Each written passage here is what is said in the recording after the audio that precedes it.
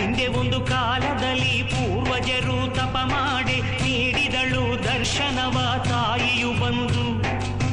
ಮಾನವನ ಕಷ್ಟಗಳ ಪರಿಹಾರ ಮಾಡಲು ನೀ ಧರೆಗೆ ಬಂದು ನೆಲೆಸು ಎಂದು ಬೇಡಿದರಂದು. ಆ ಗೊಲವಿನಲ್ಲಿ ನಗು ನಗುತ್ತ ನುಡಿದಳು ಆ ಶ್ರೀಮಾತ, ಬರುವೆ ನಾನು ಮಗು ನಿನ್ನ ಜೊತೆಯಲಿ.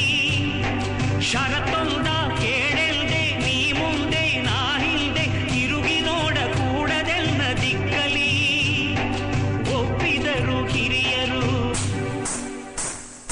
ಮುಂದೆ ಮುಂದೆ ನಡೆದರು. ತಾಯಿ ಹೆಜ್ಜೆ ಗೆಜ್ಜೆನಾದ ನಿಲ್ಲೆ ತವಕ ಮನದಲ್ಲಿ, ಏಕೆ ಎಂದು ತಿರುಗಿ ನೋಡೆ ಶಿಲೆಯಾದಳು ಕ್ಷಣದಲ್ಲಿ.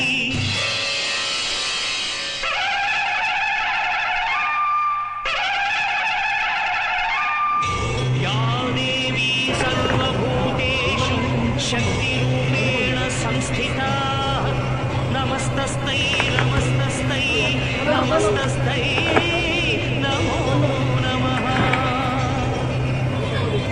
ತಿರುಗಿ ನೋಡ್ದ ಕಾರಣದೇ ನಿಂತೆ ಏನು ಹೇಳು ನೀ ಎಂದು ತಾಯ ಕೇಳಿದರು ಮನದಲ್ಲಿ ನೊಂದು.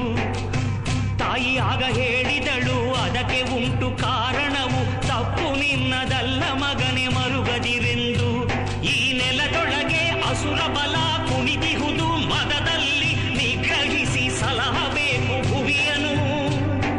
ನೀ ನನಗೆ ಗುಡಿ ಕಟ್ಟಿ ಸ್ಥಾಪಿಸಲು ಶಿಲೆಯಲ್ಲಿ ಜನರನ್ನು ರಕ್ಷಿಸಲು ಇರುವೆನು. ಕಟ್ಟಿದರು ಗುಡಿಯನು, ಇಟ್ಟರ ಶಿಲೆಯನು. ಆ ಕ್ಷಣದೊಳಿಂದ ಭಕ್ತ ಜನಕ್ಕೆ ವರಮಳೆಯು ಸುರಿಯಿತು. ಈ ದೇವಿಪುರದ ಮಹಿಮೆ ನೂರು ನಾಡಲೆಲ್ಲ ಹರಡಿತು. ಕಂದ ನಿನಗೋಸ್ಕರ ಕೇಳುವೆ, ಆ ತಾಯಿ ಇಲ್ಲಿ ಬಂದು ನಿಂತ ಕಥೆಯನ್ನು.